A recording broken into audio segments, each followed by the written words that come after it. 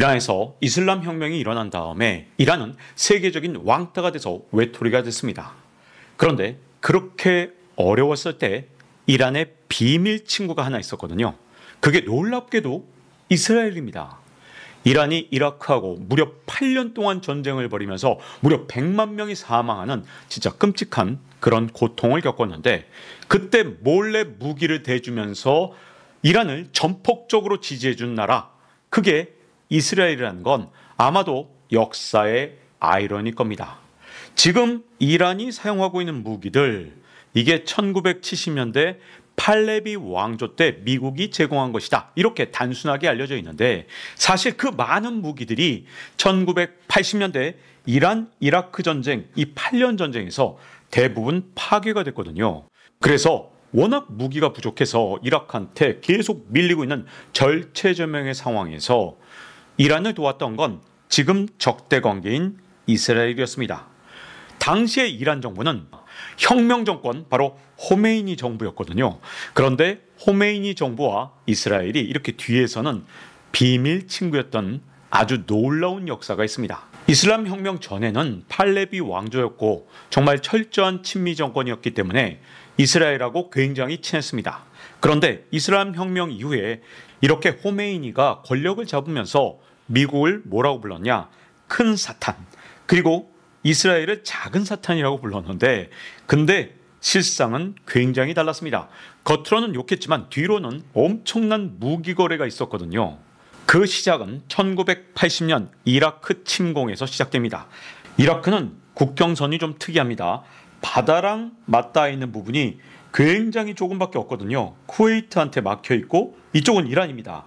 그래서 굉장히 바다랑 맞닿아 있는 부분이 이렇게 좁아요. 그러다 보니까 호시탐탐 쿠웨이트나 아니면 이란을 노렸거든요. 가장 먼저 노렸던 게 바로 이란입니다. 이란을 침공한 배경이 어디에 있느냐?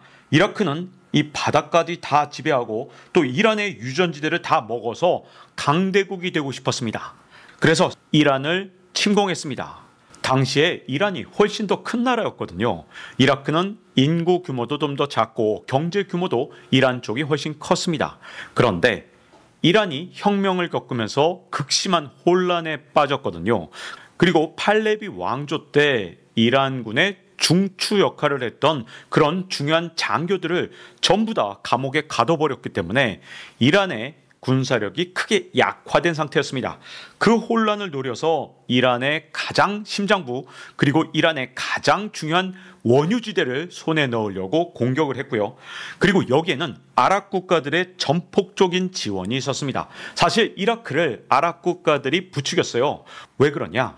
아랍 국가들은 전부 다 왕정 국가잖아요. 그런데 이란도 왕정 국가였는데 갑자기 왕정 국가를 무너뜨리고 신정 국가가 돼버리니까 자칫해서 자신의 왕권이 빼앗길까봐 두려웠던 아랍 국가들이 이라크한테 이란을 침공해달라, 이렇게 요청을 하면서 돈도 퍼준 겁니다.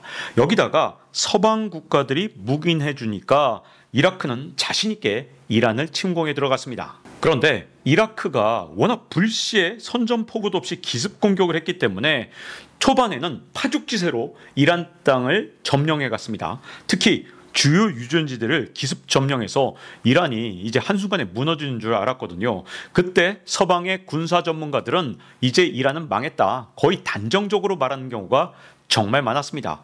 당시 이란이 그럴 만한 게 혁명 직후였기 때문에 팔레비 왕조 시대의 전문 군인들을 몽땅 감금해 놨으니 이란의 군대가 그야말로 너무나도 취약한 상태에 빠진 거죠. 그런데 이라크가 이렇게 이란을 파죽지세로 몰아붙이니까 이라크가 승리할까봐 가장 겁먹은 나라가 어떤 나라였냐? 놀랍게도 그 당시에는 이스라엘이었습니다. 왜 그랬냐? 사실 여기에는 비밀이 있습니다. 이스라엘이 극도로 이라크를 싫어했는데 그 이유는 이라크가 당시에 팔레스타인 해방기구 피에로를 적극 지원했거든요.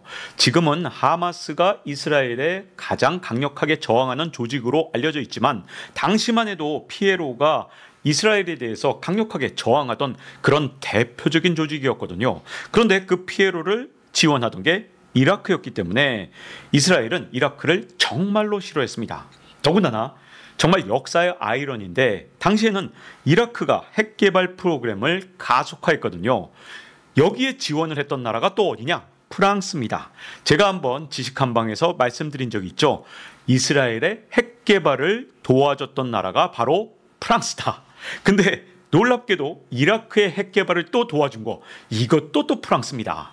그래서 오시라크 원자로와 핵 개발을 물심양면으로 도와줬거든요. 그래서 언제든 핵무장을 할 수 있다는 공포감을 이스라엘한테 심어준 겁니다. 여기에 또 아이러니가 있는데 이란의 신정 정부는 사실 처음에 핵 개발에 관심이 없었거든요.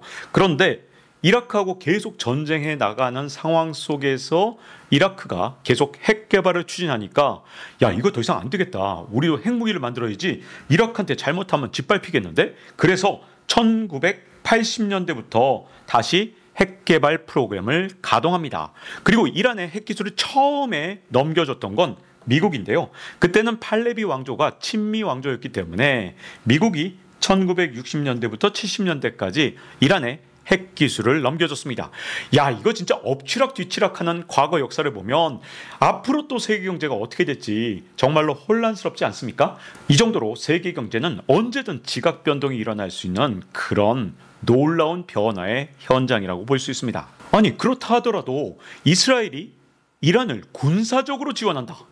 이건 진짜 황당한 거잖아요. 왜냐하면 이란의 혁명 정부가 들어서자마자 미국을 큰 사탄, 그리고 이스라엘을 작은 사탄이라고 선언을 했는데 이스라엘은 이란을 군사적으로까지 지원했거든요. 여기에는 세 가지 배경이 있습니다.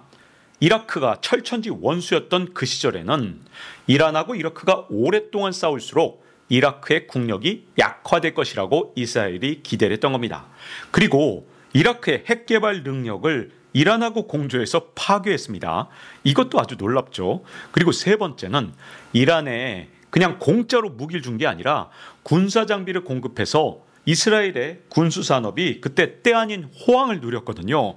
그야말로 꼭 먹고 알 먹고 두 가지를 노린 정책이었다고 볼 수 있습니다. 그러면 구체적으로 어떤 지원을 했느냐?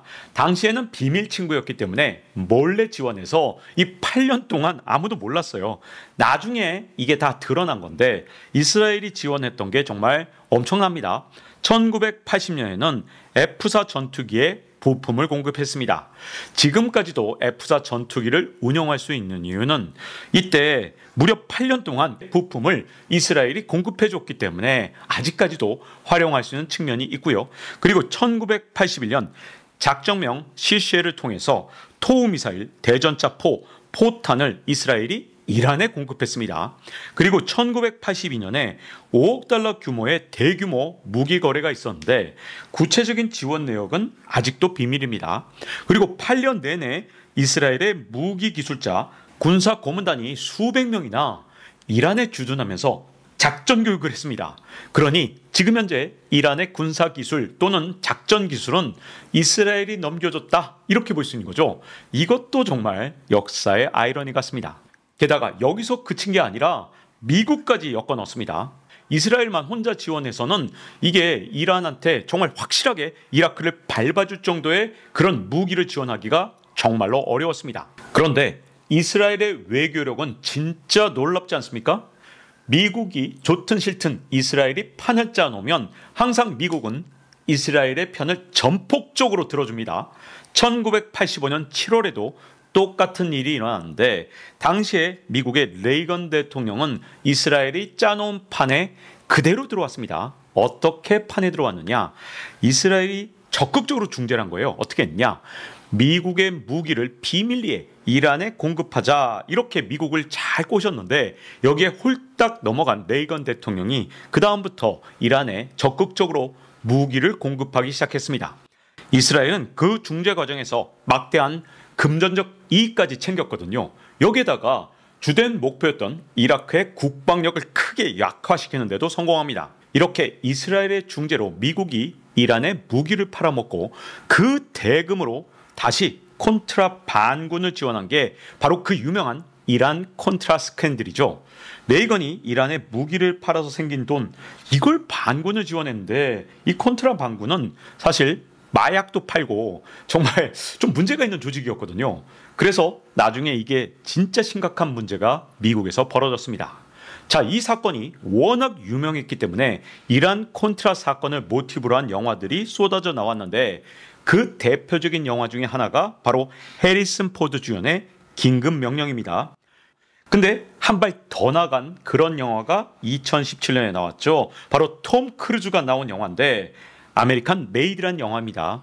이건 아예 실존 인물 베리 실이라는 사람을 갖고 영화를 만들었는데 이 영화를 보면 진짜 황당해요. CIA가 이란 무기 매각 대금으로 중남미 반군을 지원하는데 그 무기를 이 톰 크루즈가 중남미로 실어 나릅니다. 그리고 더욱 황당한 장면이 나오는데 이 콘트라 반군들 미국으로 마약을 팔아서 막대한 돈을 만들었는데 이 주인공 톰 크루즈가 무기는 넘겨주고 다시 마약을 미국으로 실어 날라서 미국의 마약이 급속도로 퍼져나가는데 사실 CIA 자금이 가장 큰 역할을 했다. 그래서 이게 미국이 발칵 뒤집혔던 그런 사건이거든요. 이제 세계 경제에는 정말로 질서 자체가 완전히 흔들리는 지각 변동이 일어났습니다. 그래서 이번에 제가 쓴 책의 제목을 세계 경제 지각 변동이라고 이렇게 제목을 정했고요.